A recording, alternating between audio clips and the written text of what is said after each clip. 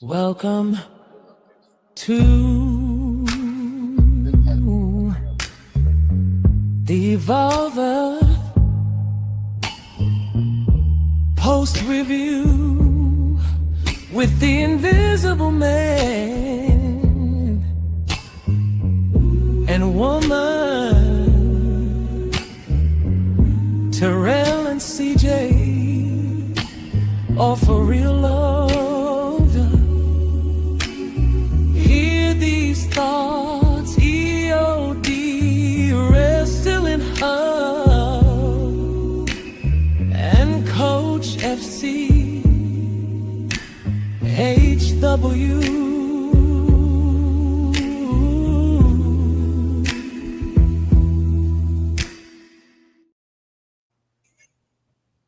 Okay, get a little soulful.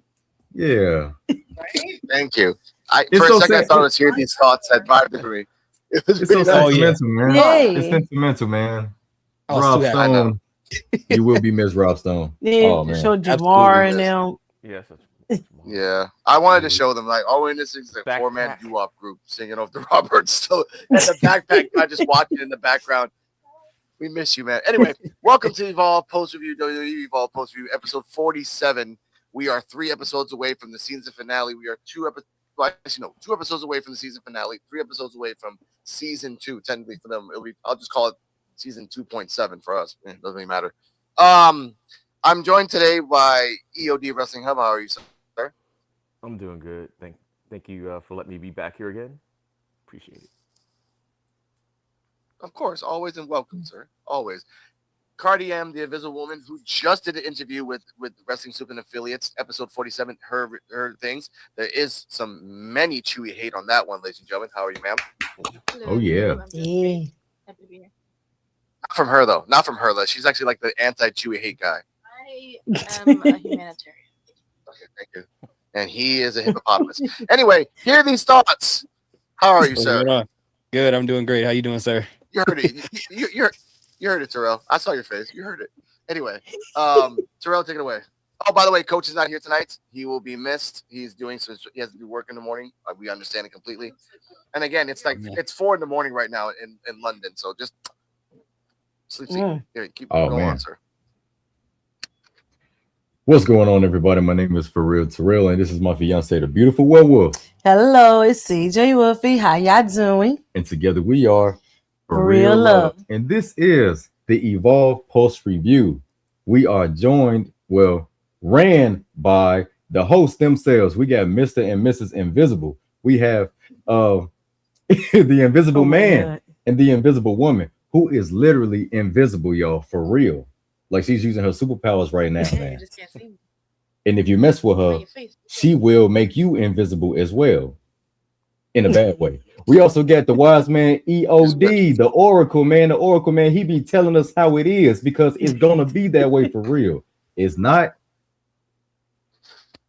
what hurts, it's just spoilers. And then we also have Hear These Thoughts, man. Hear These Thoughts is gonna tell you exactly how he feel, and those are his thoughts. Yeah. Oh yeah, Yep. man. We are coming off of a great NXT time last night. We had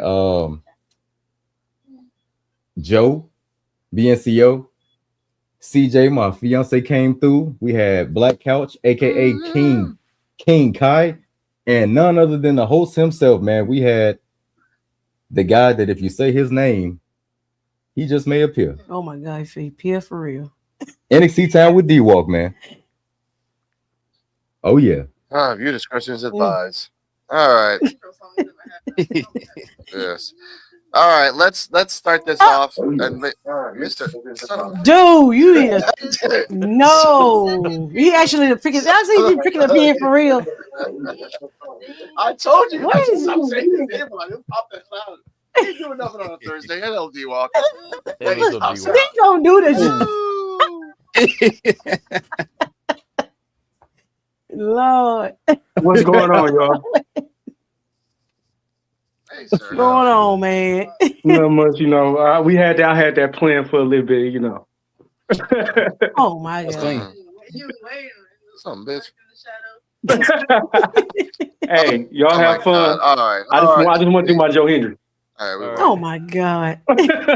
Well, actually, it's Dennis. It's He's Dennis. thinking spin. It's actually Dennis Henry. It's Dennis Henry. Dennis Henry. It's Dennis Hey, Henry. You need some y'all like khakis. my little spin I did with it too.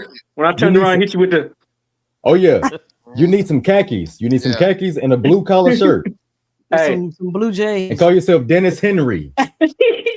Hey, just know every time y'all call my name, I'm popping up. All right. Oh Yeah. Lord. Good night, y'all. We're crazy. All right, now, good night. Good night, sir. I think we need that. We will. Johanny has many brothers. All right, let's start this off by Peter Rosenberg and Robert Stone provide commentary. I will say this right now. This is Robert Stone's last episode on Evolve. He's going to be interim general manager completely, which makes sense. This was recorded before Ava left because of one particular. I saw this 3 times today, ladies and gentlemen. I was just prepping up for this. Robert Stone said, and I quote, scouts are watching, Ava's watching. I'm like, oh. But this was a good show with Kendall Gray and Ren Sinclair in the background. They're talking about that, Carmen Petrovic has those kicks and everything else. Like you're pushing yourself too much. And Kendall Gray says let's warm up before we go to let's sure. So let's start with that first. EOD, what's your thoughts on that promo that she's her best friend telling her hey, you're burning yourself out. You gotta chill. And she doesn't care. I liked it because I think it's foreshadowing. So just putting the seeds out there right now for the inevitable title change because it's going to happen eventually because it happens to everyone eventually.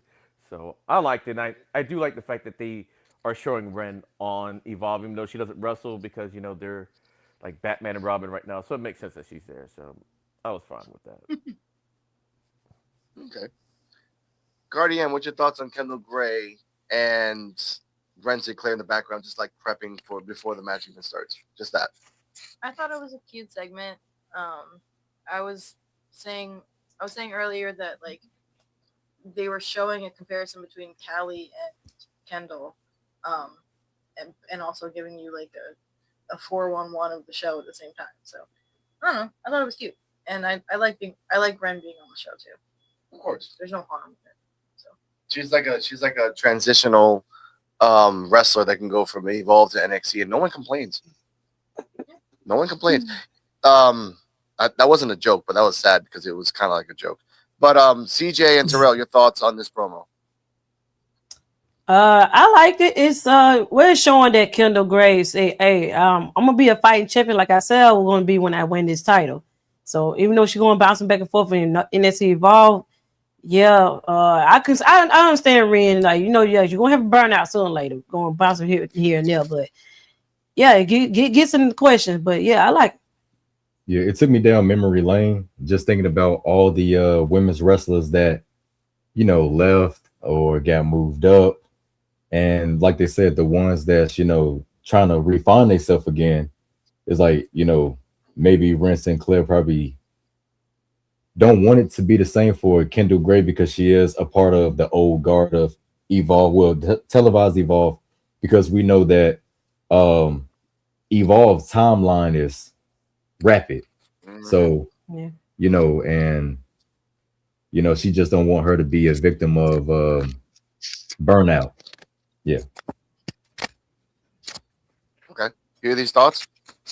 Yeah, I agree with pretty much everybody else. She doesn't want her to burn out, but I think they're planting seeds to where Ren is probably like, I don't want you to burn out, but I'm gonna help you fix that issue, and we'll talk about that a little bit later. Ladies and gentlemen, when Terrell said it was a good show, we start with a good show. After that promo, we start with Swipe Right versus Eli Knight and sunglasses up, Mike Cunningham. Sunglasses down. I want to give before we start. Before we start, can I say something? I wish you had that Lil Wayne meme right now for this match, where he was like, "Ooh, that one." I wish you had that one. That's all I'm gonna say. That's all I'm gonna say. That needs that for that match. Oh my God! Yes. I'll I'll find it for the next week because man, he'll do it again, ladies and gentlemen. He will do it again. Honestly, I want to give a shout out to Ricky Smokes. 2 reasons. One, he did the hand thing again, and at the end of the match, win or lose, he was almost dead, and you're still like, he's in the he had hair like this. He just. It was ridiculous. But this match starts. This match was actually badass from start to finish. Mike Cunningham was basically just the intermediary for Eli Knight. Highlights: Eli Knight jumped off the back of Ricky Smokes. That was that Mike Cunningham was holding him, and he did a nice little moonsault on a person, which got close 2 counts. Eli Knight did a couple kicks. Ricky Smokes and Eli Knight reminded me of Gargano and Aleister Black, just like going back and forth, back and forth. I loved it. Man. Mike Cunningham was there. He said main man energy. I don't know why he kept saying main man energy. His one of his specials.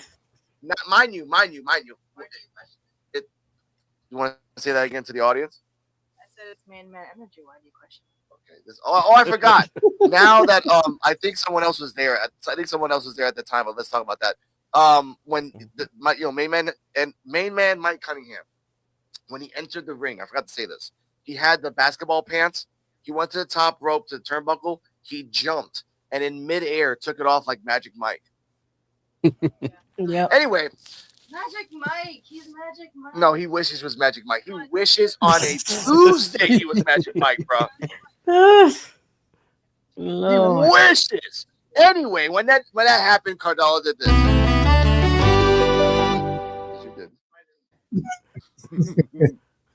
Yes, you did.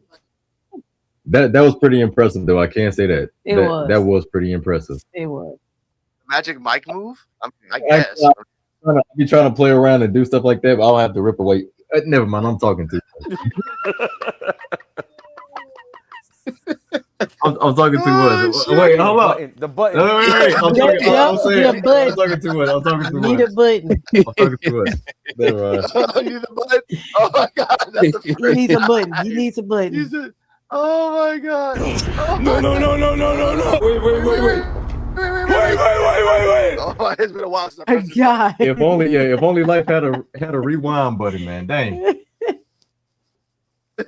Oh my god. I was gonna say something. I know. Back to the match. Back and forth.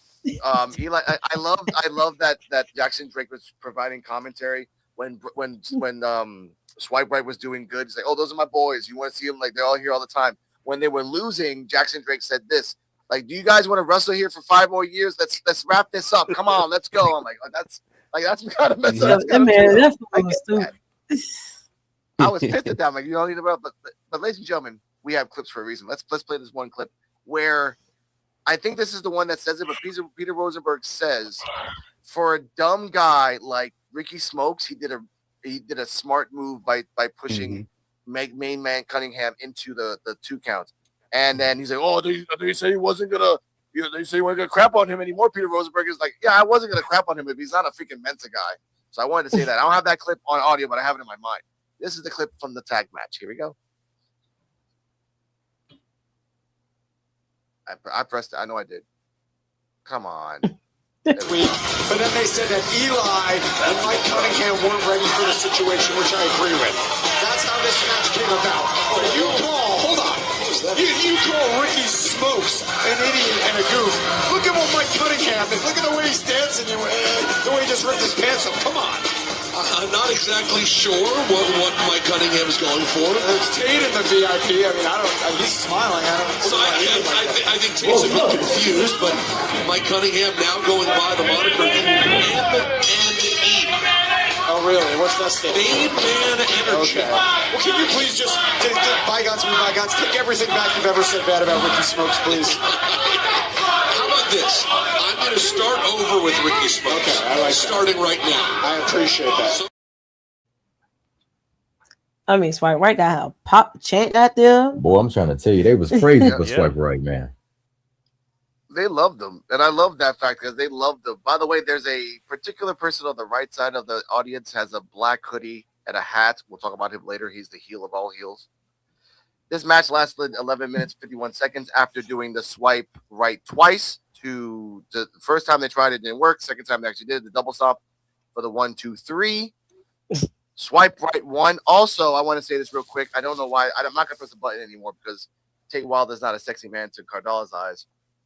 Mr. Tay Wilder was sitting on the couch, not sitting on the couch. He was putting his dirty ass feet on the couch. Which, if it was my mama, she would have smacked him in the face. Like, get the fuck off the couch with your damn feet. With your shoes. Charlie Murphy would have too. On that white couch. Exactly. So, EOD, we'll go clockwise. EOD Hub, Wrestling Hub. Your thoughts on the match? Tay Wilder being, and he also kind of like pointed out to the refs because they were cheating too. So Jackson Briggs like, "What the hell are you doing here?" Robert Stone said, "Yo, what? Are you part of the WWE official team? What the hell are you doing here? Shut the fuck up." Paraphrasing, but EOD go. Yeah, this was a great match. I don't know if they promoted it the week before because to me it was like a surprise that they were fighting.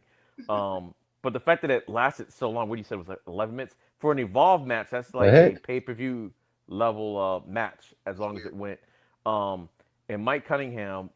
Well, I think at one point he went like around the ring to break it, to break something up, which I thought which was smart. And I like this Tom Cruise thing. Well, that's what he just reminds me of Tom Cruise. 80s Tom Cruise thing he's got going on. So at least he's got like a little character to him. But like you said, it was more like an Eli Knight showcase. And that one move where he jumped on the back. And they did a flip off of it for the pin attempt. I was like, "What that was crazy." I was like, it was crazy." And he just, like you said, didn't even just do a regular flip, like kind of moonsaulted it after he jumped on another man that was on top of another man. That was crazy. Like that was like the spot of the match for me. But but the fact that swipe right prevailed, and I really wasn't sure if they were going to prevail the way this match was going. But Ricky Smokes, he's really showing that like how good he is, because normally it's always they're focusing on either Jackson Drake or Brad Baylor, but Ricky Smokes is really, really good, and I'm glad he got his chance to shine. So yeah, I really like the match. This was a banger. This was a banger. Guardian, your thoughts on the match? And I wanted to say this for everyone that have a little info on this. When the match was over, ref told Ricky Smokes to get up. He legit had a bloody nose and bloody knuckles. Something happened during the match that messed him up. So he really did the face thing. He just like, I have to commit the character. I might have a concussion. I don't care. So I want to put that out there. Cardi, your thoughts on that? I think this was a solid match. I think. Okay. Jeff from DRWC made a good point earlier that half the people in this match, if not like 3/4 of the people in this match, are on NXT. So it was kind of like, why did they need to take up so much screen time on Evolve? I didn't think about it that way until they mentioned that. But besides that, it was a solid match. I liked the show out.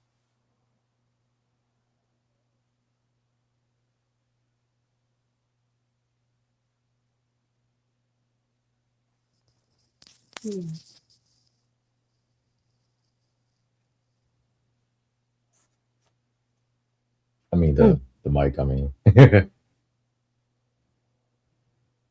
Oh yeah, we can't hear you.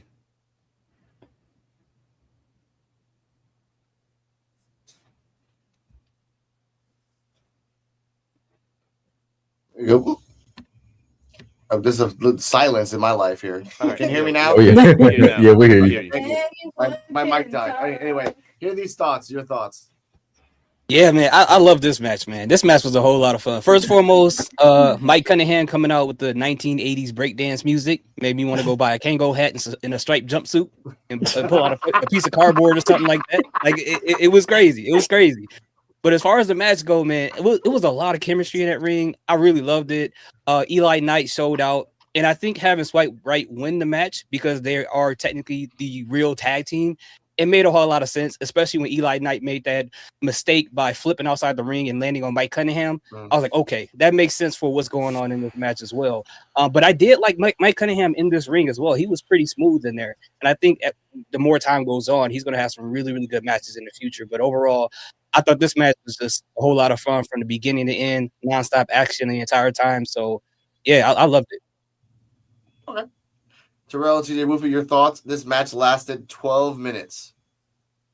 It was a banger. This match was amazing. Yes. I give this match like an A+. For real, man. And yeah, the highlight of that match was that flip that Eli Knight did off of Ricky Smoke's back onto Brad Baylor. That was crazy. And Mike is something else with this new look he got going on with which I really didn't know who he was until he had told me. But yeah, I'll be going through more opportunities with this here, but yeah, they did their thing with this match. So that's an A+. Oh yeah, man. So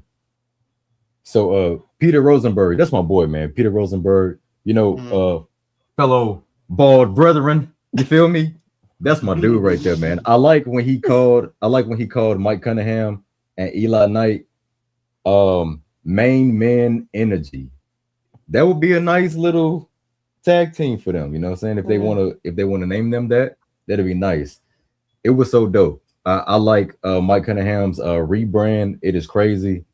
It's like Johnny Cage, but I was talking to my fiance yesterday, and I told her I know exactly, because the person was in my head the whole time, like when I first seen him, and now with the longer hair, he looks like Lynch and Monroe from Scary Movie. Yeah, when he showed me the picture, that's exactly who he looks like. When he showed me the picture, and then I looked at him right there, like, dang. The guy that was Cardi. Yeah, the comedian, the one that be with the Wayne brothers all the time. Yeah, he always do movies with him. That is his doppelganger all day. Like that is his doppelganger, man. And Swipe Right, they did an amazing job. Rob Stone, he killed it on commentary as always. Brad Baylor, awesome. Jackson Drake, awesome. Tate Wilder being ringside. You know, he was the special guest referee, if anybody didn't know.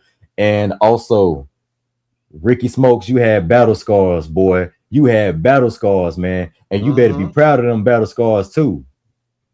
You better be proud of them battle scars, man, because that tag team, if they do make Mike Cunningham and Eli Knight into a tag team, we need some tag belts. It's gonna be that's gonna be a group. It's gonna be a force to be reckoned with. We may have some people feeling threatened backstage, but we'll talk about that later. Now, speaking of people threatened backstage, I found the guy Lachlan here. This is the guy right here. You can see him. Yep. Here he is. Yep. Sunglasses on. Sunglasses off. That's him. Yeah. That's that dude there.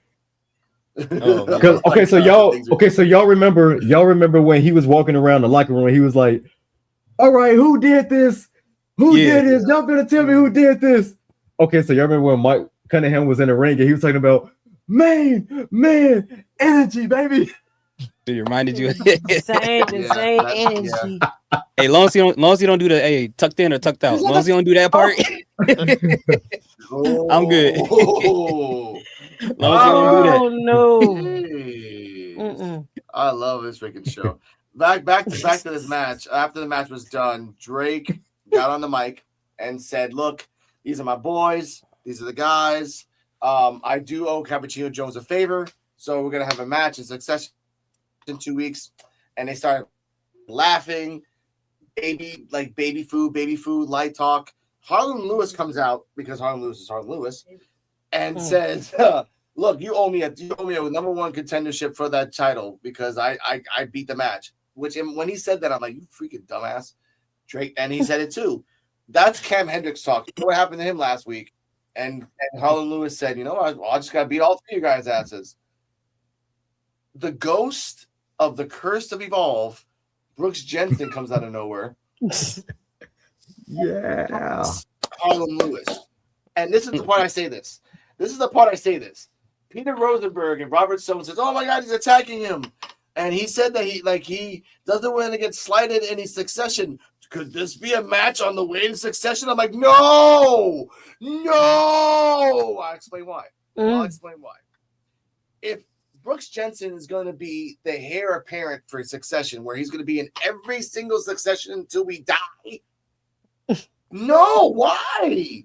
Like the guy that failed in the bull rope match was literally in the VIP section. That's not even a cowboy anymore. He's just a guy with a hat and a hoodie. That's all he wears now. That's it. That's him now. Yep.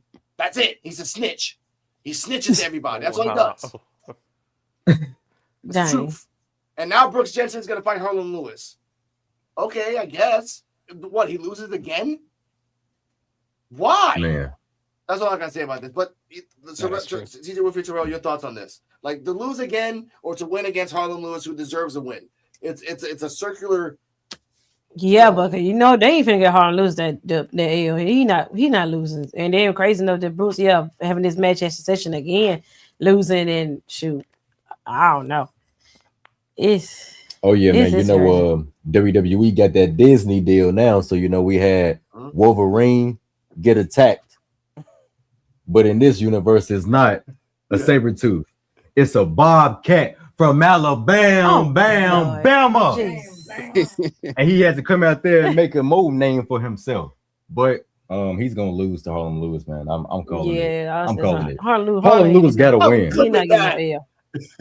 That's my dude, but I mean Brooks Jensen, I love you, man, but Harlan Lewis gotta win, or he not losing. He has to win. Like he snuck you. He snuck you. Mm-hmm. You gotta win. And that bothers me so freaking much. But hear these thoughts, your thoughts on this. This again, we don't know if we have 2 weeks off. We don't know if we have 2 more episodes, but we might know that we might get Jensen, Harlan Lewis for Succession. We might get another match later on. We'll talk about that later. But this. Yeah, I enjoyed the promo. I thought it was funny seeing Drake be overly optimistic about the small things. He said, ever since last week, if you ever noticed, we've been on a streak. Like a whole 7 days. You talking about a streak? That is great. Oh man! 2 matches. Never mind everything that happened before that. But I appreciate the optimism. I really do. But yeah, I agree. It looks like Harlan Lewis is going to win that match, unless they end it in DQ. But I doubt it with it being on Succession. But I love the fact that they gave Cappuccino Jones a title shot. So I love that. I can't wait to see how that match turn out. Yeah. For real. We'll talk about predictions later about that. EOD, your thoughts? This is pretty cool. I think it's just a way to take Harlan Lewis out of the title picture. And I did like when Jetson did sneak attack. The crowd was actually chanting like "Bam, Bam, Bam." I was like, "Oh, okay, he's got some people here." And hopefully, even though I know this is Evolve, but hopefully this ties into the NXT, the Nepo Baby situation, because he was part of that group, but we haven't really seen him with the group at all, because he was initially, that was the same group, most of the same group that did the TNA invasion thing. Brooks Jensen was a part of that, rolling with Lexis King. So we haven't seen him yet, so hopefully this somehow will be able to tie into it. And I'm not sure if we have an Evolved episode next week. I thought we did, but I'm not sure. But yeah, this is good, and I did like the fact he manhandled Harlan Lewis too. When he sneak attacked him, it's like, yeah, he beat him down. He beat the man down. So it's like I did like that. It wasn't like so. It's like, oh, can Brooks Jensen realistically beat Harlan? Yeah, will he? Probably not. But but he's capable of standing toe. Like remember with him and Keanu Carver. Like Keanu Carver just looks big, but Jensen is just as big. He's just his body just looks different, but he's as big as those guys. So he can really go. So yeah. Go on, Terrell. Oh no, I wasn't gonna say anything. Okay. Ladies and gentlemen, we as a group here on the PUWF Evolve show probably have seen masterful movies like Seven and what's that one movie that the guy Kaiser Sose? Usual Suspects. Usual Suspects. Kill Bill 1 and 2, Pulp Fiction. So it's just the 11, Hotel, Porky's. masterful movies like that. I had to put that in there because I'm just me. Ladies and gentlemen, Nikita Lyons and Ariana Grace are backstage. They're still hallucinating for 2 weeks now. They have not slept well. Ariana Grace said that she had to use a washout. I don't know what a washout is, a little thing like the kind of like fix her face. She opened her mouth, and I think Cardala actually said that she heard a sound out of her jaw. So that was kind of funny. There was a jaw. Okay, there was a sound. Okay, I didn't hear anything. Mason Holiday and Lena. I guess it's a woman thing. I'm not gonna say that. Mason Holiday and Lena Dave came up to them again. I'm not gonna say that. This is recorded on live. They want to trade locker rooms with them. They talked about. And they wanted to trade locker rooms, and then Ariana Grace says yes, and then Nikita's like, no, enough. Look, I'm sick of this crap, like all this good things, but you are not taking my locker room. EOD came in that, my bad. As Layla and Mason say, oh well, I get there you go, EOD. When Layla and Mason was like, oh, I guess the psychic didn't work. Nikita's like, what do you mean, what psychic? Oh, like, what do you mean? Ariana says, are you telling me the psychic isn't real? And Layla's like, no, she's my neighbor. She's a chiropractor from Daytona. Great acting, by the way. It's like, just like, oh, I got caught. Yeah. We try to be nice to you the nice way. We try it the elaborate way. Nikita says, well, I'm glad you know a chiropractor because you're going to need one coming up. Break your back next week. All right, let's do this. So they go away. Ariana Grace says, should we sue? Which is a valid point. We'll talk about suing later, ladies and gentlemen. I know what you're talking about. You know why. But oh my God. Nikita says, I've been having visions all week. Now, ladies and gentlemen. Oh, yes. I'll say my thoughts on this, but I'll let everyone else talk first. As we kind of spun the board a little bit. Here are these thoughts. Yes, are these two women, Layla and Mason Holiday, evil masterminds just to get them to be nice?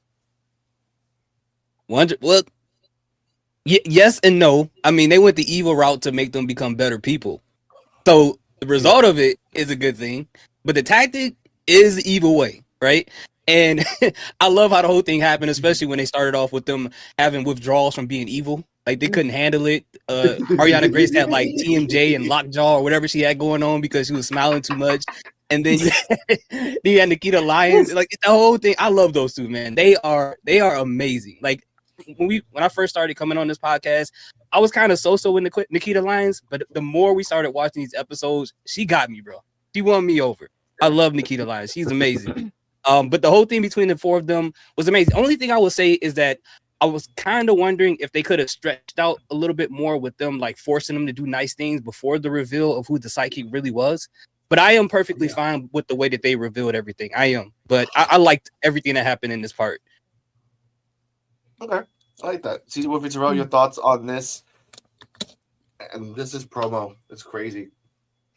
Yeah, that promo is crazy though. But then like, it's kind of weird that they revealed it now. They couldn't stretch it like weeks before then. But I guess if you want to jump into a match between the two, which they are doing, which is gonna be next week.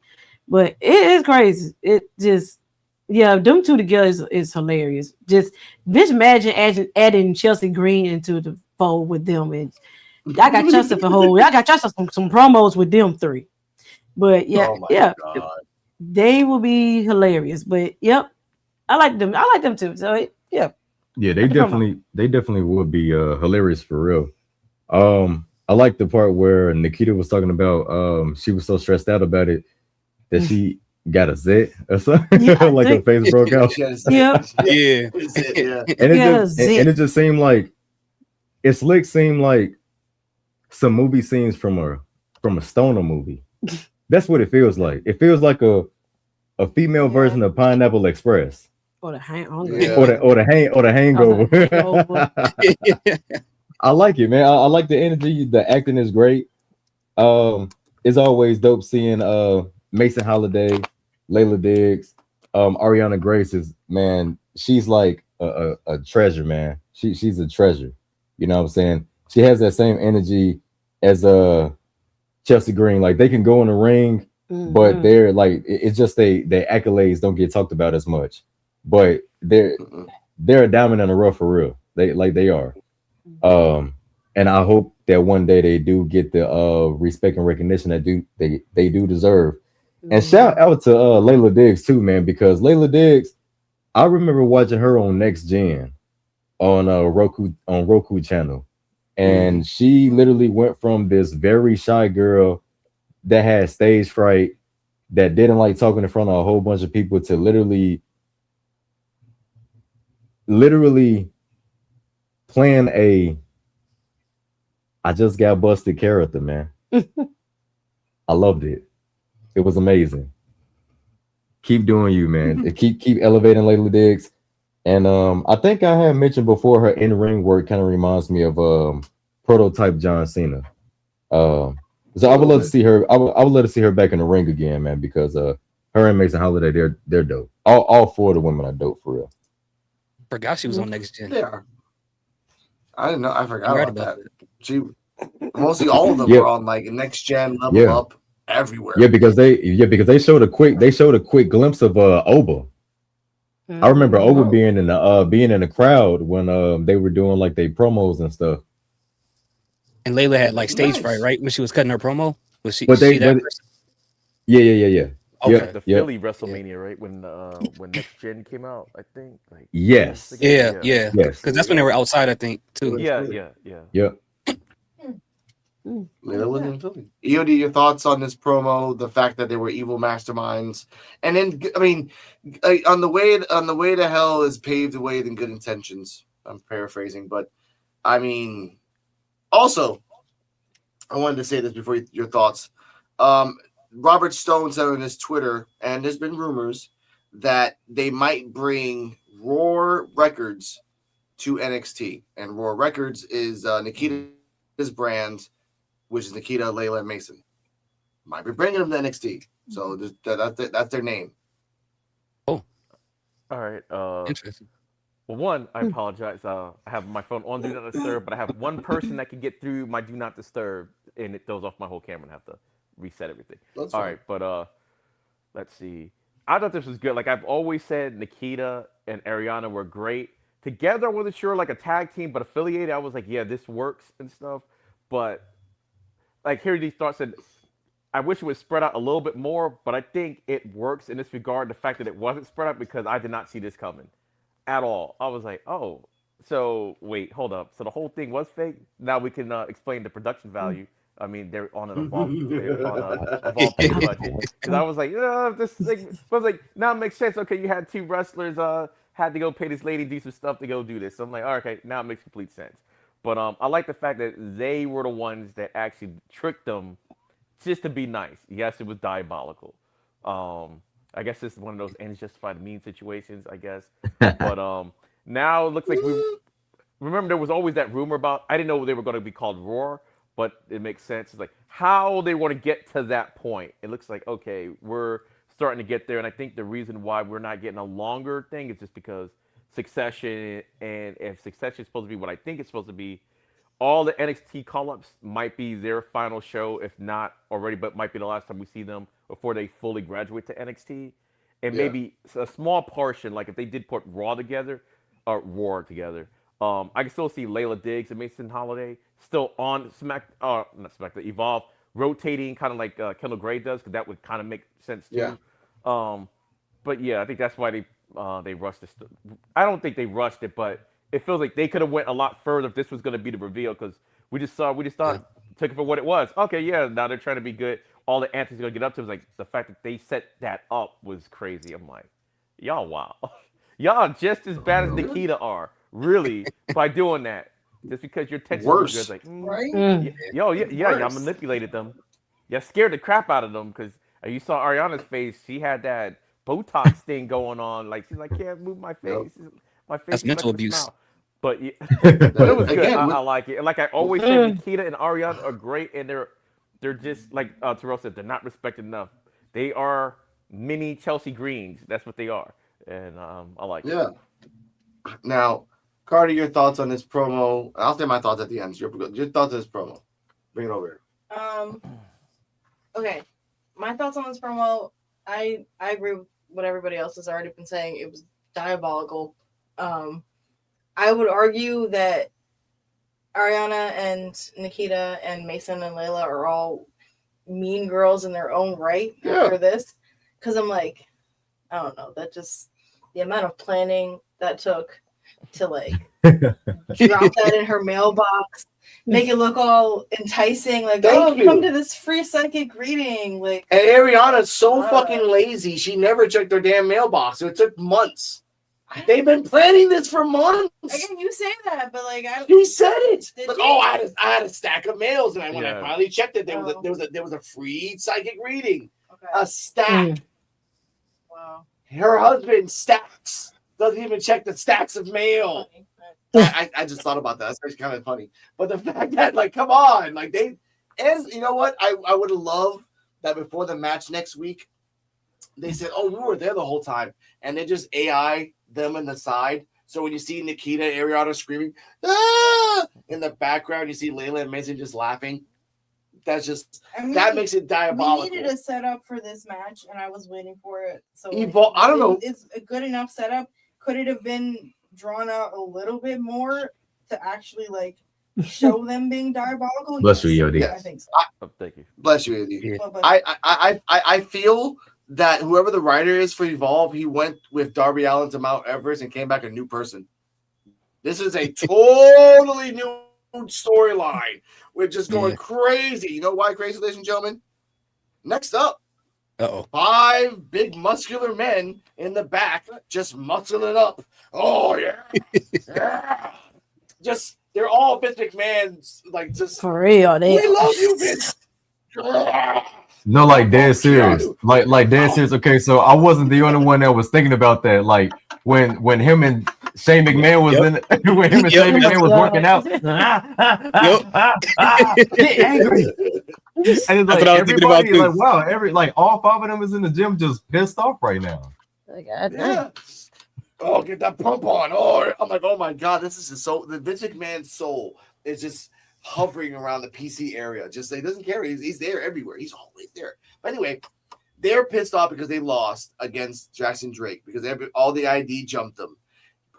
Braxton Cole says from now on we'll be a unit, all 5 together, and we'll all protect each other. Cam Hendricks says because I guess he is the general manager at the moment. Okay, 5-on-5 tag. Let's go. We're gonna dominate. So that actually is next week, I think. They said next week. So wait a minute, there is an Evolve next week because we're getting the freaking tag match between Ariana and freaking. Okay, so good. Yeah. Woo! Yeah. Woo! I got scared for a second. Okay, okay, ladies and gentlemen. Breaking news. Anyway, so that's next week as well. So we'll go around the board again. Hear these thoughts. Your predictions for 5-on-5. We don't know who the 5 are. It might actually be just the 5 that were always in the back. So those 5. Yeah, I'm not quite sure who the other 5 is probably going to be. But I thought it was kind of what they've been doing with Cam and the guys have all been kind of goofy, cringy, but kind of funny at the same time. Just like so frat boyish, like the whole bromancing and the whole choreography with all the guys. Like, hey, you the first person to go up, you do a couple reps, you talk to him, you walk around, the other guy comes into the scene, you work out, you come into the scene, and everybody just sweats. And Cam is just standing in the middle, like like the whole time. I'm just like, the choreography is beautiful, bro. It's so stupid, but I love it, bro. Bro, that was crazy, man. I'm like, that had me dying. I'm like, there's no way I'm in the gym and a bunch of grown men are just talking to me, working out next to me. Like, just find a different place in the gym. But in all seriousness, I just think it's all in their character. It makes sense. I love it, bro. Only in Evolve. And this is why I love watching the show. For real. Your thoughts? Man, this gym scene had me like Vince McMahon's dream. Like seriously, man, it was hilarious. Yeah, it's true. Okay, so Cam had me laughing the whole entire time because, like I said, this show it has a lot of nostalgia to it. Of course, you know, with the writers being old school writers. Why was Cam Hendricks literally acting like Monty Brown? Oh, yep. Yo, you on point with these references, bro. You are. What is wrong with him? Yeah, why He just twitched his I'm like, head. dude, hey, he's still talking. Why you keep looking around, bro? Right. Man, Cam is something. He Cam's was on something He one, said he's a man. rock He variant, was. though. That's what the Rock did, right? And he's Yeah, Rock Oh yeah, be you're right. so- You're right. Yeah, you're right. Yeah. Oh my God, you talking about Nation of Domination, Rock? yep, that's exactly what I'm talking about. He be twitching his head every time too. Yeah, switch it too. That neck never stays still. Shoot. Man, for real. Yes. Oh my God. Why should his neck That's why he got stay- his. That's why his should neck. That's why his. That's why his neck's so strong. Yeah, he always. Get them necks, them Oh neck my is God. exercise in. That man half bird. I just oh my okay, I didn't say that, but he said okay, EOD, please. All right. For me, I am a child of the 80s, even though I was way too young. I should have been watching these movies. So am I. But this was some type of Revenge of the Nerds type movie stuff going on. Oh. in the background. Oh, 'Cause you see, Lord. you got Mike Cunningham coming out looking like a 80s Tom Cruise. Now you get this vignette was out of Man. any 80s movies when you had like a bully going on. And the cinematography, like Harry Thoughts said, was great. The way it just panned from everybody, then they had to zoom up on the camera. I was like, this is insane. But the 5-on-5, like we get their 5. I don't think they need 5 on the other side. They just need maybe Tate Wilder, maybe what's his name? Boudreaux, I think that's his name. And Jada Parker. Monroe, yeah, because it's spelled weird. And Jada Parker, because you think I didn't see Jada Parker with what's his name? Cole and Riggins on NXT the night before in security when she threw that Yeah. They don't Yep, need yep. anybody else. They just need Jada Parker because she, man. I was watching that live, ladies and gentlemen, with Invisible Woman, and when I saw her kick him in the nuts, I'm like, damn, Riggins, and then get freaking this is Sparta kicked into the damn barricade. I'm like, oh God, you're gonna be a superstar soon, sir. You're gonna be a superstar. Yeah. Riggins and Cole, I'm like, man, Jada Parker whooped that ass on Tuesday night, but really, yeah, this was good. I like the fact that the storyline is still kind of going on. I think probably after Succession, maybe they'll do the reset. But yeah, so we're gonna get out 5-on-5. Cam, the de facto leader of the PC was great, and the fact that they were working out in the PC, like the ID guys can't go in there either work out. But that's a whole nother thing. But yeah, I thought the whole thing was great. It was over the top, but it was funny. It was great. I liked it. Oh my God, the world we live in, ladies and gentlemen. Speaking of the Man. world we live in, oh, if you're not tan and jacked and ready to attack, it's time to hit that button. If you're not tan and jacked and ready to attack, or if you are weak and pale and ready to fail, then this is not the place for you, 'cause it's time for the Stardometer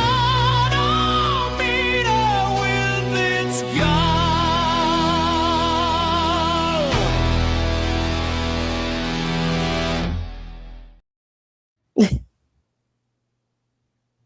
Today, ladies and gentlemen, we are going to see the greatest Gaul kickflip ever.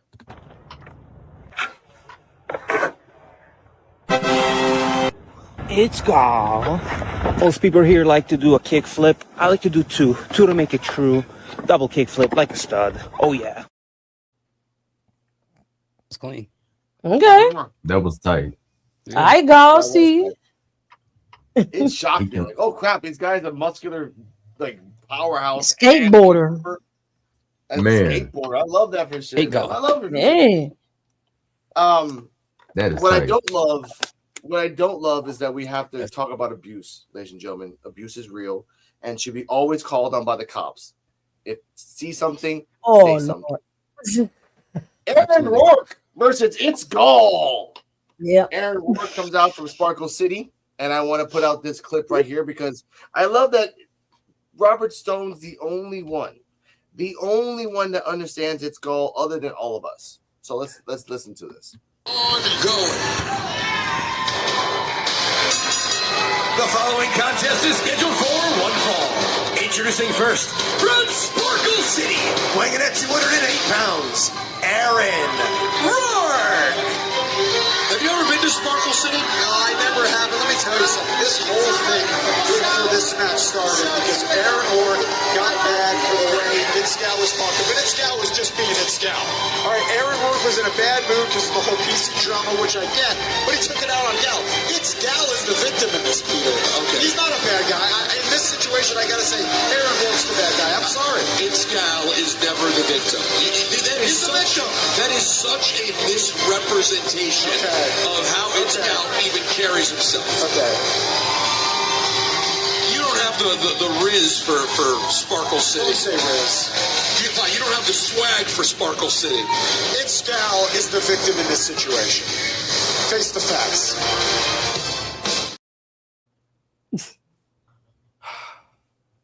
Robert Stone, why did you just predict what was going to happen?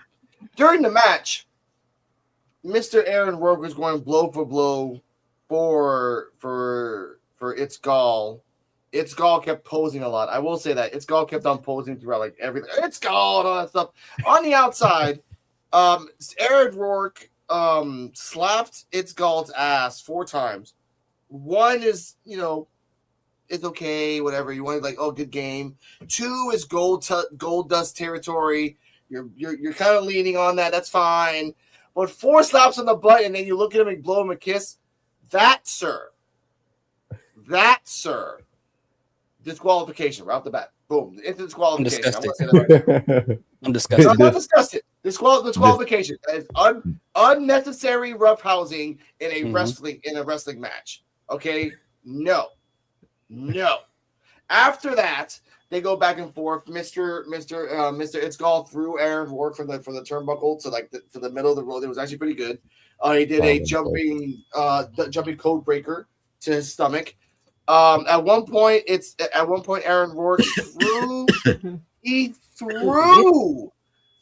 Itzgal into a power bomb from the turnbuckle into the thing. And before this happens, clip number 2. Think about someone who is a future WWE superstar. You got to go BDR. You got to go Big Daddy Red. I mean, look at this guy. Yeah. BDR. If you don't agree with me on this, you're a dummy, and I'm pretty sure that you are. Hold on. When did BDR become a thing? Big Daddy Red. Have you not? Like, where have you been? I don't want to call him Daddy. I don't want to call him BDR. Well, it's no feelings. It's only facts. Dummy. That clip was funny, man, because when I was watching it live, man, bro, Itzgal had me laughing so hard because the whole time you hear commentary talking, all you hear is, "Oh yeah, oh yeah." I was crying. He was going nuts. I love Itzgal for that. Even the people that were doing, I love Itzgal too, oh man. yeah, you know what? Your weekend pay away the fam. Man, I'm not even gonna lie, man. Itzgal really got me excited back into like getting into like working out and stuff, man. Yeah. For real, man. Sometimes you just gotta strike a pose, you get that good workout in, and it just motivates you. It just motivates you. Oh yeah. Look at yourself in the mirror. Oh yeah. Oh my God. It kind of is, because this is the point I want to say. you imagine Jordan Grace, a powerhouse, right, doing power moves but she's so short. I look at Itzgal like Jordan Grace, like she is power. I'm sorry, he is power, but he's so small, like, and not in like stature, but just like in body mass. Like you would expect. Yeah, because how tall is he? He's only 6'1". 6'1". Okay, yeah, 6'1". Wait, so Javon is taller than him. Dang, he is. Yep. Javon is taller than Itzgal. That's crazy. The difference is Javon, I don't know how much body fat he has. Freaking Mr. Itzgal only has 4.5% body fat. Yeah. That's why I wanted to say this, ladies and gentlemen. Yeah, he's small in stature, but the motherfucker can throw. Hey man, just look at Damon Lico in them, man. They boy. I love Damon.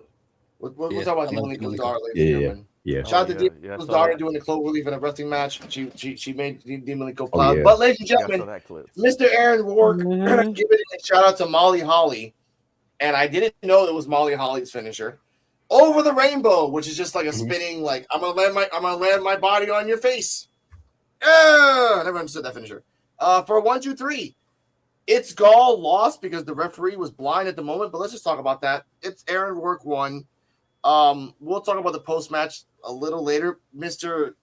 Tate Wilder and Trill London was there. Trill London being a gentleman and sitting on a couch like a gentleman, and Tate Wilder being a dirty bum, just putting his feet on the couch. I don't like that. Still putting his feet on the couch, not letting anyone sit down.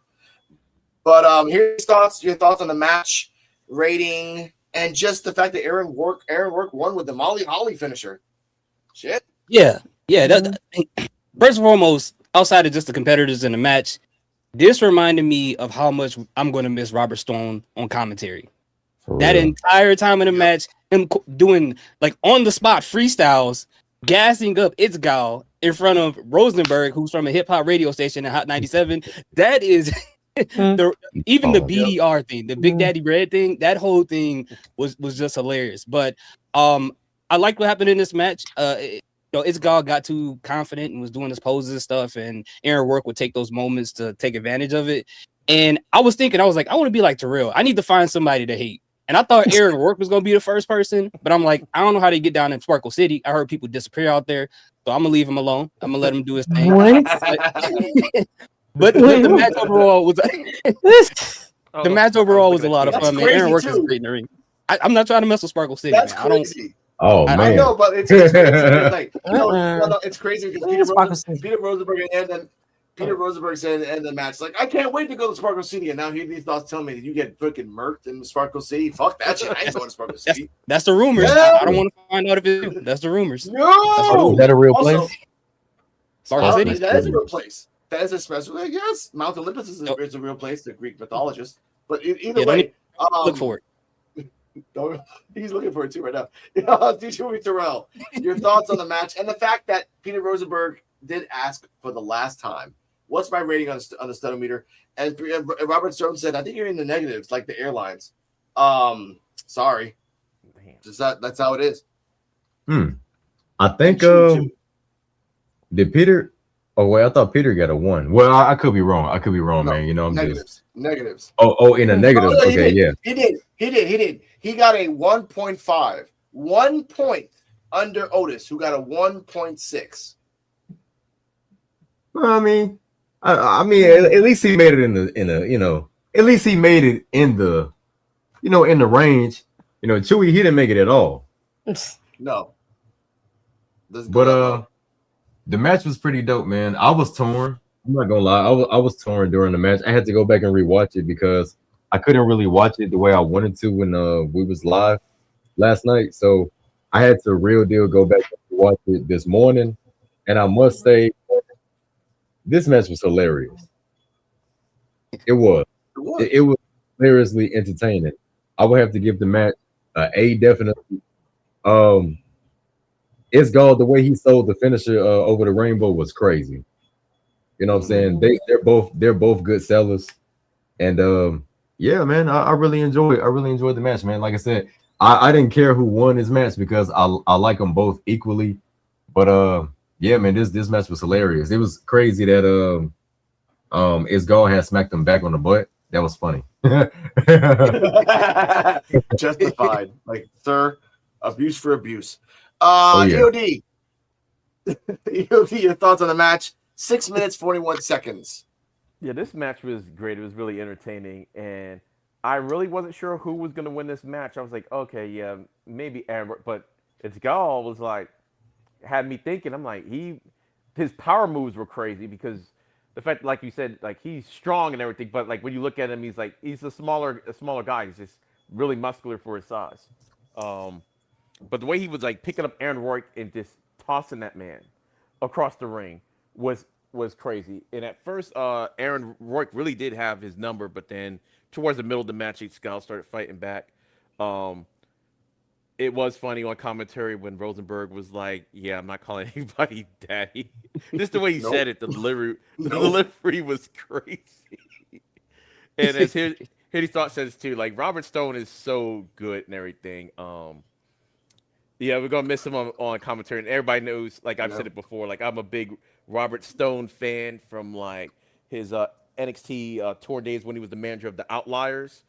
So yeah, that's Yeah, so I've been a big fan of that. But the over rainbow, that when he did that, I was like, it felt like I might have seen it before, but I couldn't put my finger on it.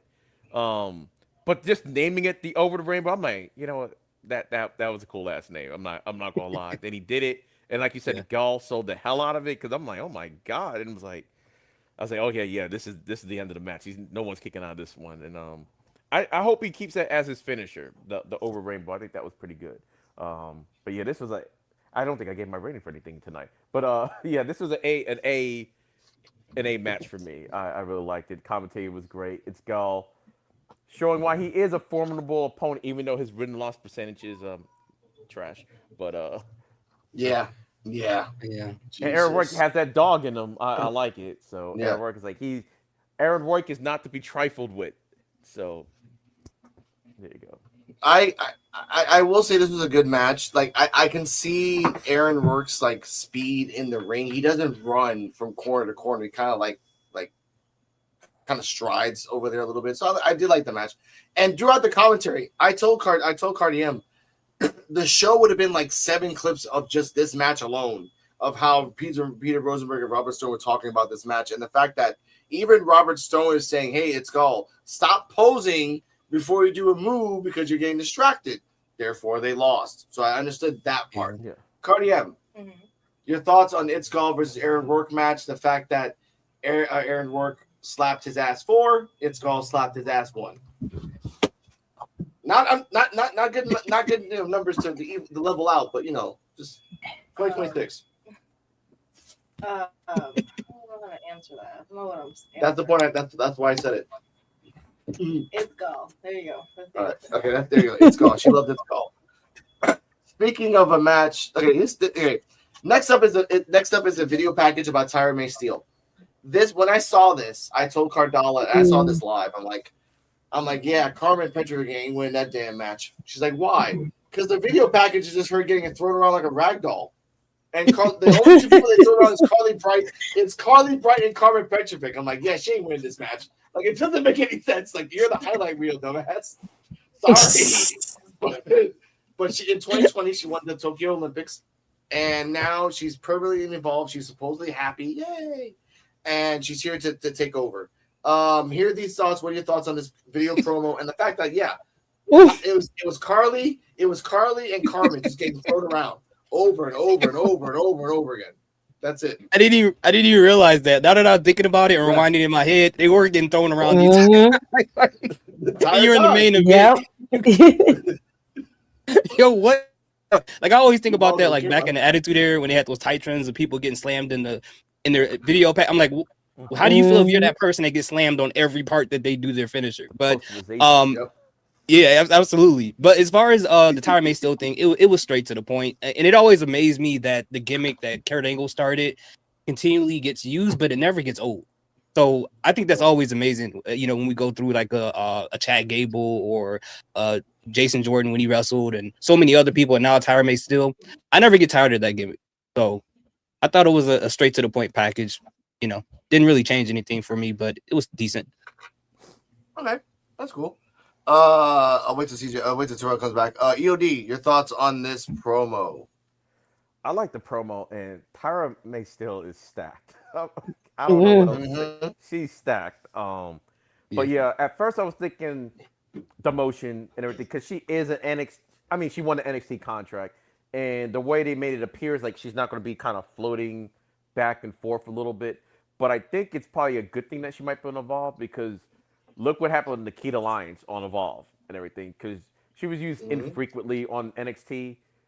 And now you see her on Evolve and she's able to flesh out her character more and everything. So when she does show up on NXT, she has a lot more in the tank for like video packs so people can kind of find out what she's about. And I think the same thing could happen with Tyra May Steele. Maybe once in a while have her on NXT, even though I did like her, but this is a way to develop her character work and not have to worry about a live crowd to do it. So you're getting your reps in and seeing what works, what doesn't work. So I like it because I think she should be like the Kurt Angle, like how he started. Like Kurt Angle wasn't a face, and Tyra May Steele sometimes when she wrestles, when she doesn't have that smile on her face, she's looking like a heel and everything, and she's destroying people and everything. But she's out there thinking that she's the good guy. So right now, I don't know if she's a good guy or a heel thinking she's a good guy yet, but we'll see. But she's her energy's infectious though, that's for sure. But I like the promo, and she did have other matches. They could have pulled some from the other matches too.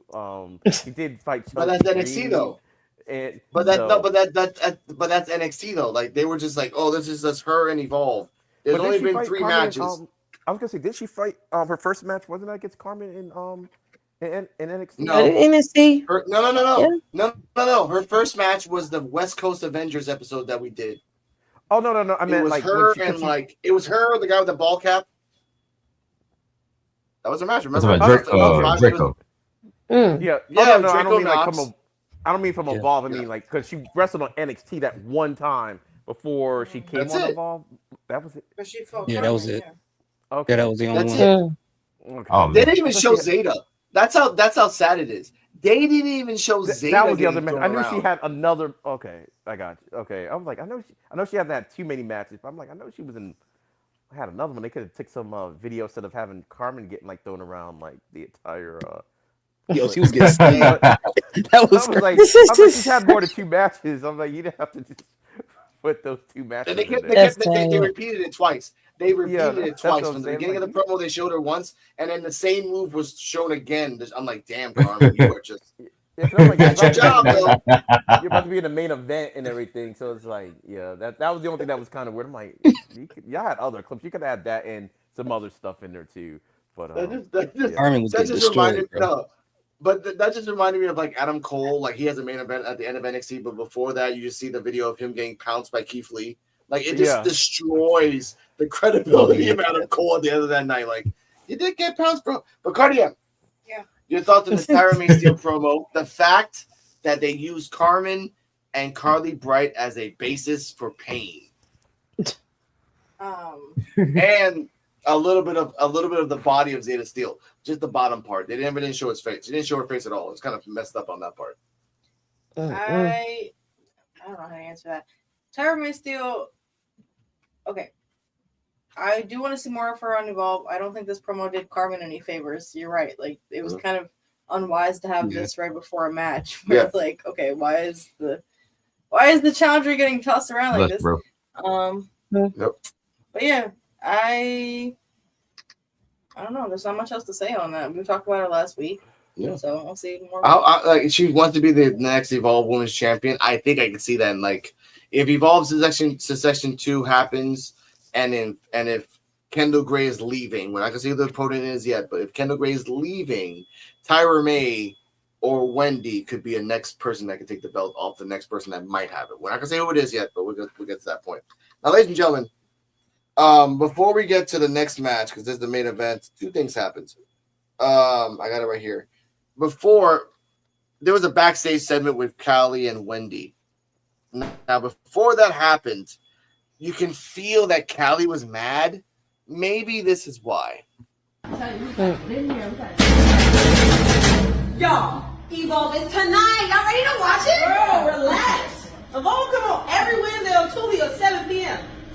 It comes on at 8 p.m. Stupid. She didn't even know what So time. you think you're smart because you know the time? That's a reflection of her. Is y'all cool? Yeah. Ow. What's wrong with her? Are you? Is she cool? Yes. Well, I'm so angry, PJ Vossa. So angry. But after that, Kelly Armstrong gets up, walks away, and finds Wendy Chu backstage. Wendy Chu is like in the back PC area. She's like, look, I know that you've been feeling down, and I just want to talk to you about what do you want to talk about? Like, look, therapy works for me dealing with my crap, and I think therapy will work for you with your crap. And Kelly Armstrong thinks about it and then punches her in the gut, whoop-de-doo, and then walks away and grabs the phone. On Twitter, she does say whoop-de-doo.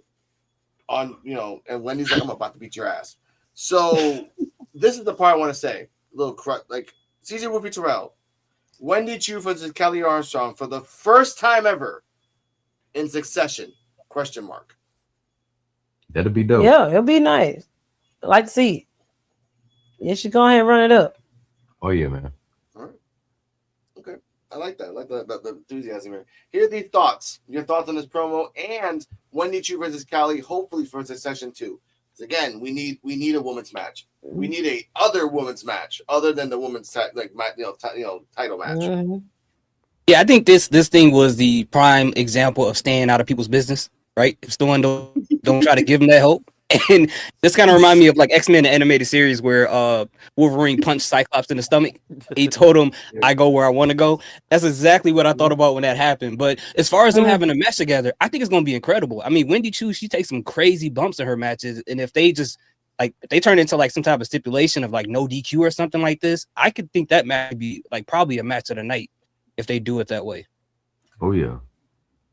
Okay, I like that. All right, Cardiac, your thoughts on Wendy Chu versus Kelly Armstrong, possibly for Succession, and the possibility that it might be a DQ match. And if it's a DQ match, Wendy wins outright. Don't give the weapon to a weapon master. Stop doing that to Wendy Chu. She might lose sometimes, but she's gonna win. Your thoughts? I agree.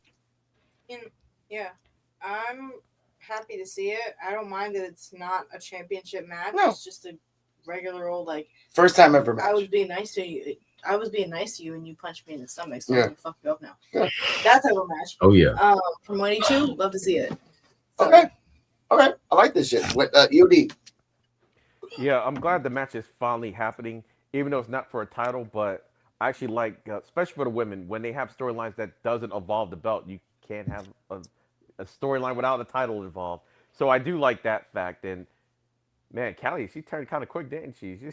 When he was like, yeah, so help me, something, and she was gonna say, yeah, oh, she's kind of smart. Thought about then punched in the gut. I was like, well, Callie's back. Oh yeah. So yeah, this is gonna be something, and I kind of hope it's not a stipulation match. But if it is stipulation match, I hope it's a loser leaves town stipulation match, which will be a good way of like writing her off. I like that. Writing her off of Evolve, because Callie needs to be on NXT. Man, She do. Because you see her face, but she doesn't really do anything on NXT, and it's time for her to be on NXT. If you're not gonna call her up outright and be like, okay, well I'm here now because I'm not on Evolve anymore, and I think that would be kind of good. I think the match does have the potential of being the best match on the card, because Wendy Chu could go, and I wish Wendy Chu get called up, but I kind of think Evolve might be Wendy Chu's home. She's gonna be that person that. Yeah. I know she's not super old or anything. The elder statesman of Evolve. You're going to be that person. You're going to be the person that gives Evolve credibility.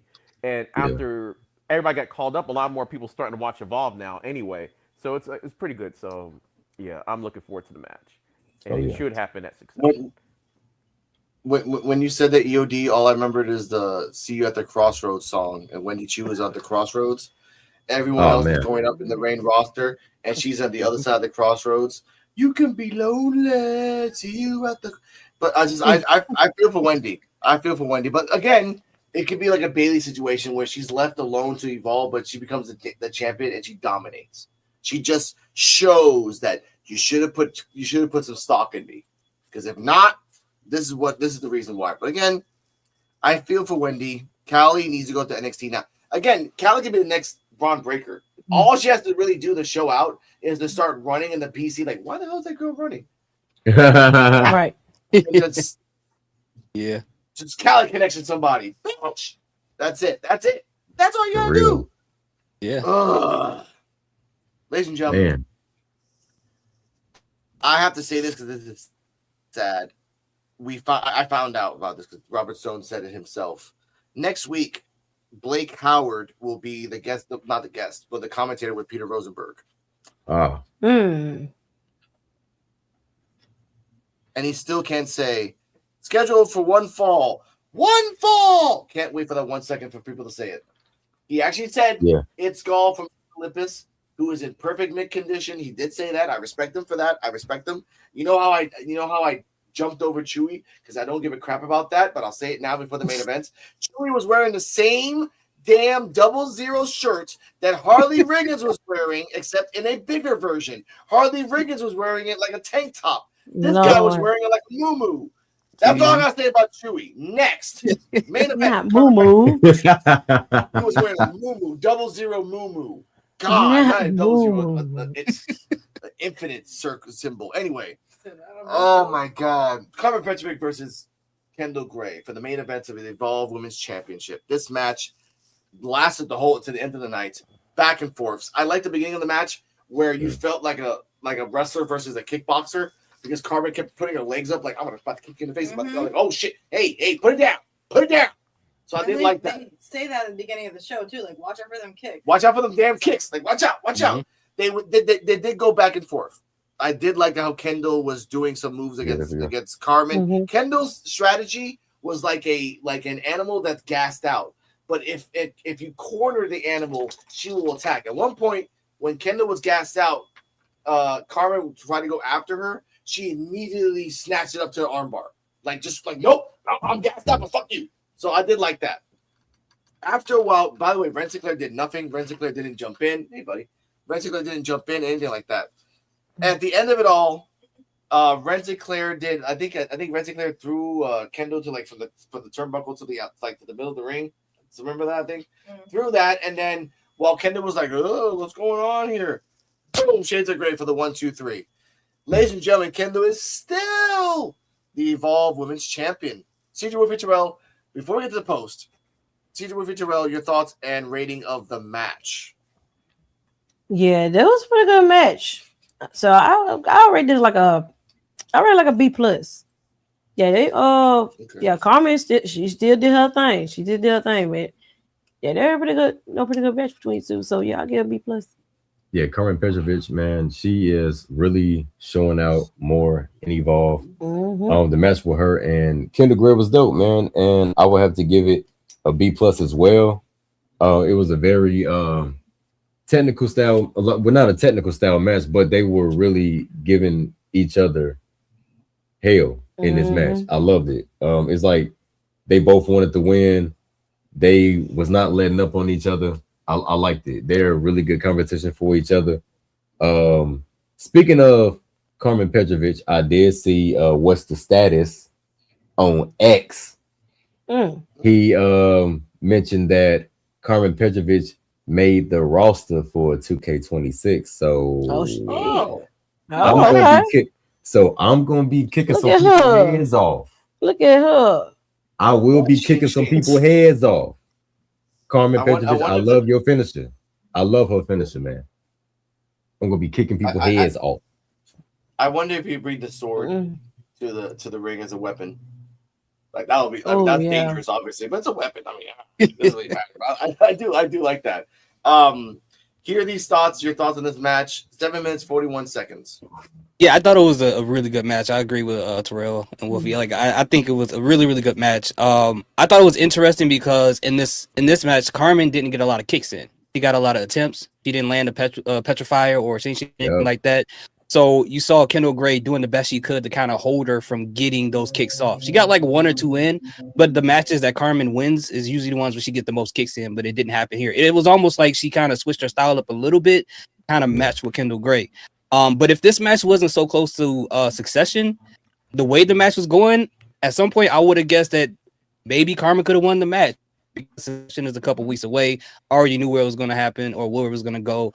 But overall, I thought it was a really good match. And like Terrell said, Petrovic have been looking really good in these past couple matches. So yeah, I give it like a B plus. Okay. I didn't. This is I want to give this actually B plus 2. This was Carmen Petrovic's best match, and this was Kendall Gray's mid match. If you guys understand me, like it was like the best match I've ever seen by Carmen ever. That makes sense. And for Kendall Gray, I chose the Cardium. Like it was a Tuesday. It was a Tuesday for her. I'm like, all right, that's cool. That's for me. Cardium. Thoughts on the match? Rating. Kendall versus Carmen. Short and sweet. I think they were evenly matched. I like what you said about Kendall and how she was showing up in this match. I don't know. They shelled her own. It was a good match. I give it an A. Okay. EOD. Yeah, to me, I actually thought they had great chemistry together, and like you said, this might have been Petrovic's best match. And for Kendall, it was a Wednesday type of deal. That's what it kind of felt like, even though they had good chemistry together. But we've seen Kendall Gray in do even crazier like matches or like better matches and stuff. But yeah, I think this is more of a. It's kind of weird, even though it was a championship match. I thought it was more of a showcase for Carmen Petrovic than it was for Kendall Gray and everything, showing that oh, this is what she can do when given the chance and everything. And I'm like, okay, yeah, she was doing her thing, and like here they start saying she wasn't doing as many kicks as normal, but it did feel like a back and forth for it. It felt like almost like an any given Sunday type deal. Like Carmen could have, like, let's say this was Succession. I wouldn't have been surprised if Carmen would have won the match against Kendall, because it's not like Kendall like dominated the match. But yeah, it was pretty good. And what was I gonna say? Oh, the Blake Howard thing. Like, he does do main event on YouTube, and he on house shows he does. It's Vic Joseph and Blake Howard. They do main event. The weekly show. And at the house shows, Blake Howard will pause for the it's like for the one fall. He does pause for that the house shows. So. That's crazy. But you know, it used to be a Vince thing where he didn't like. Thank you, Cardi. He didn't like that. So. Cardi said in the background. No, Cardi said in the background, like, why doesn't he do it on Evolve? Because he's a damn pussy. All right, that's fine. That might be why he doesn't do it. But the house shows he does do it. Scheduled for one. Yeah. So. Jesus, pisses me off. Anyway, all right. Post match, Kendall is celebrating. Ren Sinclair's like, yeah, I'm Ren Sinclair. Then PJ Vasa comes out with a no shirt that's completely misspelled, but it says "Get your issue."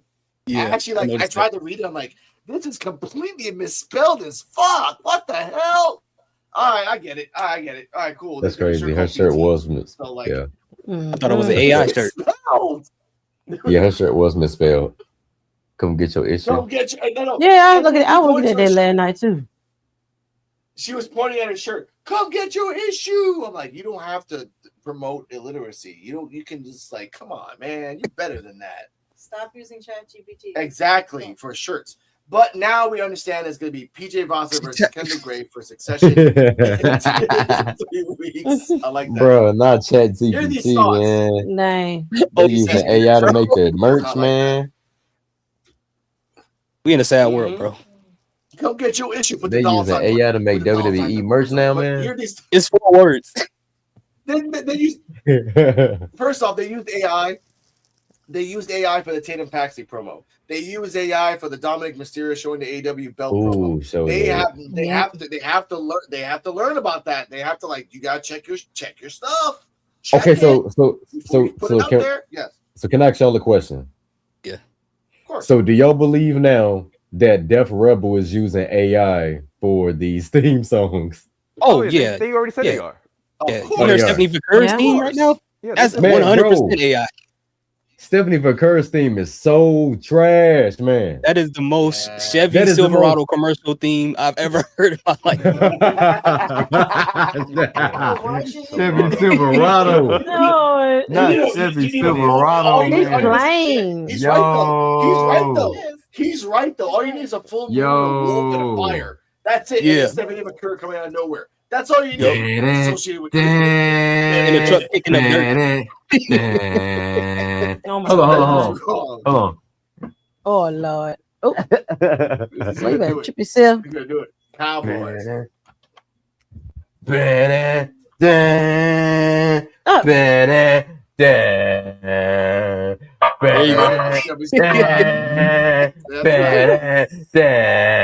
you go. Oh my God. America. That's all you need. Yeah, That's all you need. hardworking Americans. America. Anyway. That's actually a Bluetooth speaker, by the way, y'all. For real? Oh, that's awesome. Oh, nice. Yeah, it cost me $65. Oh, damn. Is that Optimus Prime too? I would have got a Lamborghini one, but I just like the truck. I felt like the truck would have more bass out of all the choices they had. The Tesla one did sound nice, but I had to get that one. Dang, I didn't even know that was a thing. That's crazy. I like it. Yeah, and then you could literally play with it like a car. It's not remote control, but you could literally it's like a big Hot Wheel. Yeah. That's nice. Dang, that's actually pretty cool. Yeah. But you know the big Hot Wheel? Yeah. PJ Vasa. EOD, your thoughts on this prediction? Well, I'm glad that somebody in Evolve have some merch to sell, so that's kind of maybe we can supplement their income by giving them some Evolve merch. But yeah, it was no surprise when this was coming. Once we knew Succession was coming, all I was thinking about how was PJ Voss going to get into this thing. That's why I wasn't like the match itself. We didn't know that if they put this match with Carmen Petrovic in Succession, this exact match, I could see okay, it could have gone either way. Yeah. But because we knew Succession was coming up and we had this match, it's got to be PJ Voss and everything. So I like the fact she came out and she just basically deboed the number 1 contendership spot. Like, hey, come get your issue. And I'm like, okay, well, I've seen storylines set up with less. So yeah, I'm glad, and I'm glad that she's got a T-shirt, and hopefully she can sell her T-shirt. Misspelling. Hopefully, but she needs to. She needs to sell. So I mean, I'm happy for her. Cardi M, PJ Voss versus Kendall Gray, Succession 2. Who wins?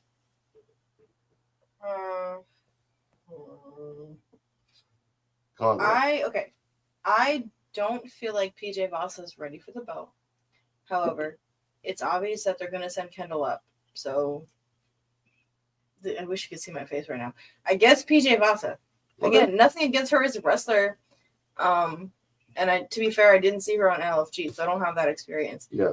But I just think somebody else from the Evolve roster should get the belt. There's no one else, though. Tyra May Steele. Yeah. She just got there. Well, she was there before.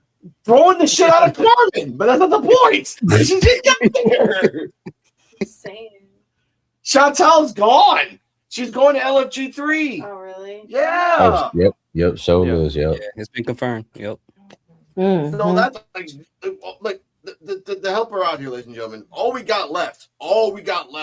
Mason, Layla, Ariel's coming back. Nikita, Ariana, Callie, who's leaving. Kendall, who's leaving. Carly, who's stuck. And Wendy, who's stuck. That's all we got left. And dang, bro. And Laney Luck. Oh, yeah, Laney Luck, yeah. Which they don't care nothing about her title, but whatever. Yeah. Exactly. So, like, we have to focus on the main players. PJ Voss wins. Then you have 2 competitors. You have Tyra or you have Wendy. Yeah. It makes sense. And for Jackson, you fight against Cappuccino, and ladies and gentlemen, Cappuccino's gonna freaking win. It's just gonna be like you gotta treat him like as a baby. This guy is the WWE ID champion. He will be the true double champ if he wins on both stats. So I do love that. And then with Cappuccino, you can go Harlem, Brooks, Cam, the Diesel brothers, the smart asshole Braxton. You can go Brooks. I mean, you can go a plethora. Braxton Cole. Yeah. Everybody wants a championship, so you might be friends today. But enemies tomorrow. Freaking Cartwheel could come back for a showcase match against Cappuccino. That would be good too. Just for one match. You lose, but still. Man. Saturday on Triple A. Yeah. Yes, Cartwheel has been doing his thing, man. Yes. Cartwheel is. I like watching these Evolve guys.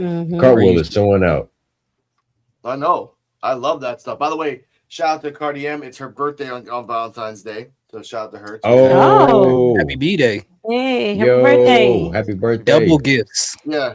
You guys. Double yeah, exactly. Yeah. See my face. Double gift.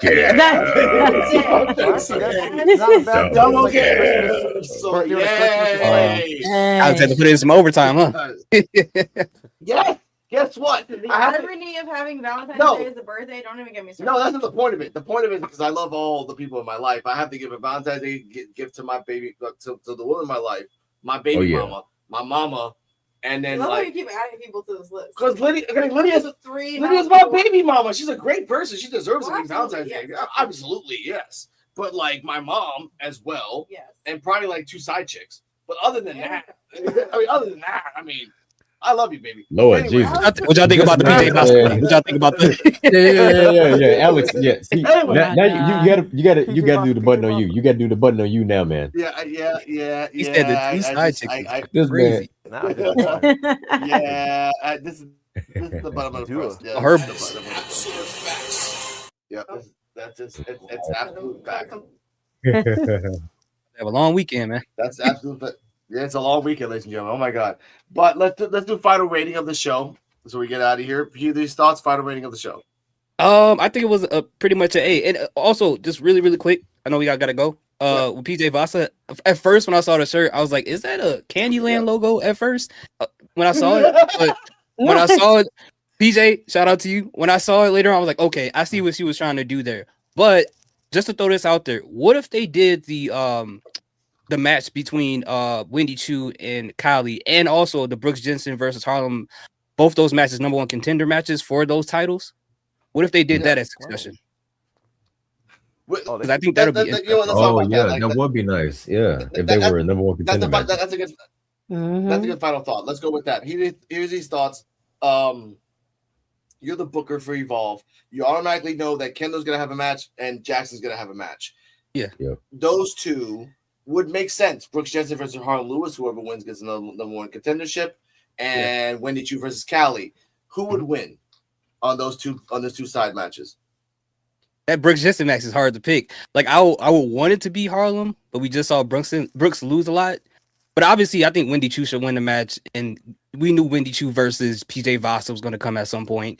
Obviously, Kendall Gray needs to lose, but it makes me wonder if they're going to get, because I think we all agree that Ren Sinclair is going to turn on Kendall at some point. I wonder if she's going to cost her this title at Succession, because she keeps reminding her like, "Hey, you're bouncing back and forth between NXT and now." In her mind, she's probably trying to help her, so she won't burn the candle at both ends. But there's something like deeper than that. I don't know. Just thought about that now. Didn't think too deep about it, but it just makes you wonder if that happens. It's smart because she's thrown the towel before. What happens when she throws it again? Oh yeah, Kendall's gonna snap. But okay. CJ Wookie Terrell, your thoughts on Brooks Jensen versus Harlan Lewis and Wendy Chu versus PJ versus Wendy Chu versus Kelly Armstrong. Who wins? And that. I say it's Wendy's time, man. It's Wendy's time to win, to be the number 1 contender. So that way, Kendall Gray can lose the title, and to Wendy, they get moved up to NXT, and they get some great usage up there. And I say Brooks Jensen, man. Brooks Jensen lose to Harlem. I would love to see Brooks win, but I think Brooks could really do some damage on TNA and NXT right now, especially TNA. I actually like that because Brooks Jensen needs to go. He needs to go up because I love Brooks Jensen, but not Evolve. Yeah, not Evolve. That's a good point. I mean that respectfully, but he needs to go somewhere else. No, you don't. No, I do. I was talking about this earlier. Like, he doesn't need to go back to NXT, but send him to like Japan or something. If you can see her face right now, she's man for real. Like it's so much that he can do. Yeah, it's so much he can do. Not that long ago. Yeah, he was in Japan. He just came back from Japan. Yeah, ain't been done nothing. He ain't done nothing for almost a year since the last Succession. He was in a couple of matches, disappeared, came back, went to TNA, came back. back. Come back and steal a match from Succession just like that? Because Harlan Lewis. Oh yeah, man, that's crazy. That's the point of it. But there's no one else in Evolve right now. The fucking Exodus happened, so there's no one else. Well, I think Briggs. I'm not. Jensen is kind of like the Wendy Chu, but on the male side a little bit. He's got all that experience and everything, and he could always put on a good match. So I think he's that version for the men and everything. Because when you really look at, he's the only one on TV besides Thatcher shows up every now and again on TV, but he's the one that's on TV with the matches, and I think that he has the same role as Wendy Chu. That's what I think. I think that's why he's on there, like back and forth. I'm saying this now. Riggs, welcome to Evolve. You're Briggs. You're coming to Evolve. I mean, either you get fired or you go to Evolve because you're not doing anything in NXT. You got the little flames. You got the smoking skull. Timothy Thatcher and Brooks Jensen. Timothy Thatcher. No. Thatcher's a trainer. There's too many beefcakes. No. Wow. Okay. No. I didn't hear that. Hold on. I was beefcakes. What? There's too many beefcakes in Evolve. She get one. You brought up the side chicks. You get one. Yeah. I know. No. She doesn't get one. Oh my god, she's blushing. Oh, the beefcakes. Oh my god. Oh my god. You sent that man to Japan, pan. I It's crazy. know, but continue. Okay, let's continue this. No, but Thatcher is a trainer. He's not a permanent person there. He comes in. Yeah, he he's comes in and a out. WWE trainer. Yeah, so he's not there Yeah. all the time. That's one thing we can guarantee on. But Yeah. Jensen is not doing anything. He needs to go up. Briggs is not doing anything. He needs to go down. And also, I hate to say this, Booker T, you're not ever gonna hear this, but I don't care. Jasper Troy needs to come down too. Yeah. Jasper Troy ain't doing nothing but just holding a belt and popping out of nowhere. You took Elio LaFleur from us. We want Troy. Not even that. You took Keanu Carver and sent him up to No, NXT. Keanu Carver, look, he was turning into the Black Zack I Norris. didn't say I like I was him. done with that I said shit. I like He him. needs to go. He needs to go. Okay. Oh, no. Adios. Bye. No. Okay. It's true that they took the French wrestler and he's awesome. They took that. Yeah, from he's us. awesome. I just hope he doesn't get buried on NXT. Like NXT, you have one job and then it's not bury this You wrestler. took Knight from us. Exactly, man. Oh yeah. saw That that after seeing that match Yeah. yesterday. Eli. Oh my Yeah. god. Yes. Okay, so do y'all Back from us? Yes. so do y'all think LaFleur could possibly be this generation's Rey Mysterio in a way, if done right? Yes. Because dude is on fire, man. He's good, man. I like He's him. really good. LaFleur, burr. You know what I'm saying? That's Gucci Mane. But it's really good. It's really Gucci Mane, but he's not gonna tell us that. You know, he's No, doing. You know, he got a little spray paint and everything going. You know. Yeah, no, we Yeah, gotta get LaFleur. I mean, and they're getting Kendall Gray too. Come on, bro. We gotta get Yeah. LaFleur. We're We losing. We're losing here. We're losing, You man. realize Evolve has the good wrestlers. And let me snatch that real quick. That's the point of it. Yeah, and Like, LaFleur is also They he's poisoned also a Keanu AAA Carver too. with Abercrombie. So Oh yeah, They took LaFleur him is in from us. AAA a lot. Yeah. They gave Yeah. his Mexican pesos to Jack Cartwheel. He's gone. And like that's So let me fine. go- The point of Evolve is to send people up to NXT, fine. But don't neglect the storylines on Evolve because you're in such a rush to send people up Oh, to thank you for reminding me. Thank you for reminding me. I was just saying something before we get out of here. It would be funny that if Wendy wins against Callie and Callie goes to therapy and then Callie just does like a fake accent, because obviously we know Wendy doesn't have a therapist. So Callie doesn't have a therapist either. So it'd be funny if Callie has a German accent. What do you like? For me, it'd be funny as hell. Just like Callie doing a Do fake their own accent, therapist. like off the bat. Again, because they don't have they have money for a chiropractor from Daytona. Shout out to Little Dicks. But they don't have money for a therapist for Wendy Chu. Let's put that out there. But that's the point. Like, we always had the debate. Was it a therapist? Was she just cheap? No, it's her being in her No, mind. I think we bring in like a best friend character for Callie. There is no best friend Callie. It would be Callie. Callie would have a clone of Callie. And then she would hate herself. I hate That's that. the point of it. I don't know. Yes. I have an idea. But ladies and gentlemen, let's end it right here, ladies and gentlemen. Hear these thoughts, please tell me your socials they can find you. Right here, hear these thoughts. You look up me on any social media. If you don't find me there, I'm not on it. Damn. All right. CJ Terrell, where they can find you. A description of your LinkedIn trees are down below in the description. Please tell me. Yeah, man. Down in the description, you can find us on our link trees. You can also check us out on For Real Love 15. Our name is basically the same way on social media, all around social media platforms. Yep. Yes. All right. EOD, please tell them where they can find you so you can take your nap. All right, y'all can find me at Linktree/End-of-Days33. It's gonna have my YouTube wrestling page, EOD33 Wrestling Hub, on there, and all my other socials. So there you go. /End-of-Days33. Also, too, this show was definitely an sorry. Go I'm sorry. on now. Oh, I was waiting for everybody to do their outros. Sorry. Come on, say it.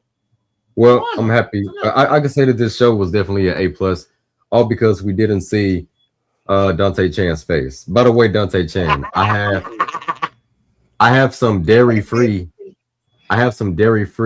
frozen treats. Not ice cream. Yeah. This, Wait, what? Yeah, the cat's like this. This shit's real. You get the button. My God. Yeah, actually, yeah. I have to. button. It's been a while. It's been a while. I got it. I got it. Oh my God. Is it from? Most recent news: Cardi M is a shapeshifter now. Yes, Cardi M. Okay. Oh my God. Cardi M. Cardi M. Tell them where they can find you. You can find me on Instagram at Kardala Muhammad. It's KARDALAMOHAMED. I will have new socials soon, so we'll get there. Baby steps. All right, you can find me on Rican Reactions, RICAN/reactions on the road to 5,000. You can find us at PUWF Wrestling on Twitter, everywhere else. Audio podcasts of Evolve with the DRWC show, episode 47 will come out on Wrestling Soup on Twitter. Just write down Wrestling Soup. You can find it, and on the Wrestling Soup and affiliates channel. I have not heard the episode. She was talking that talk for an hour and 30 minutes, so we'll find out what happens. Saturday, ladies and gentlemen, on PWF Wrestling Talk. I don't know what the hell's going to happen, but it's Wrestling Talk, so we'll have fun with that. Stay healthy. Oh yeah, man. Stay happy. Yeah, go on. Troy Martinez, Fubu is 05, not 00. Trying to look cool. That's how much. No, 00 is the amount of vegetables he's ever eaten in his life. My God. Ladies and gentlemen, that is. Cardella. Oh my God. Cardella. Oh my God. I don't give a shit. Oh my God. Oh my God. That's The amount of vegetables. That's on him. That's on him, ladies and gentlemen. Stay healthy. Stay happy. And remember, Robert Stone, we will miss you. We will miss your commentary. We will miss your banter. We will miss the fact that you've been married twice to the same woman and you've admitted it. We will miss the fact that you're in Kane University, which is a weird university that Peter Rosenberg makes fun of. And we will make the fact that I get though. We will make the fact we will miss the fact that you made cat sounds. You made various sounds, but this is the last time not the last time. But this is the last time we'll hear his commentary. Remember, ladies and gentlemen. Oh, by the way, Cardi M did watch Waterboy. That's not for you guys to watch. We'll talk about this offline. Did you hear that? What does that mean, Scott? I don't know, but I kind of like it.